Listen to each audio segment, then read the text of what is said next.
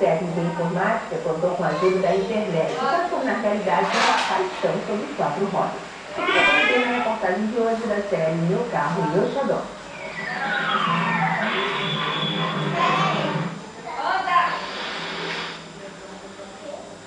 Este é um carro que tem personalidade própria, não apenas no cadastro, mas os acessórios fizeram deste modelo ano 93 um veículo único.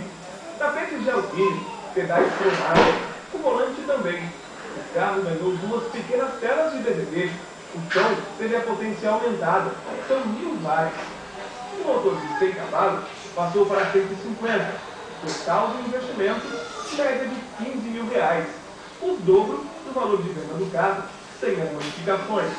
E se por dentro ele nem parece ter 12 anos, por fora então, uma cara tão diferente que já vendeu ao dono muitos títulos.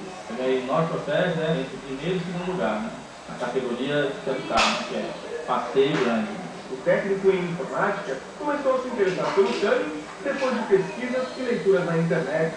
Em 6 anos, não parou de comprar equipamentos e acessórios. Começando com a pedaleira, um aerofólio e até hoje não parei mais, né? Virou paixão. Agora, o porquê de tudo isso, ele consegue explicar. Eu acho que porque, sei lá, quando você passa, a galera olha, chama atenção, né? Acho que isso é legal, né? Chegar num local assim, a galera gostar de ver um carro com som legal, uma personalização diferente, né? Muito legal. Onde esse desejo de ver o carro com um jeito que ele projeta vai parar, ninguém sabe. E é que vai parar. É o segundo dono, é a segunda esposa, né? É bom, né? Você se sente motivado para, né, cada vez mais tentar chegar à perfeição, né?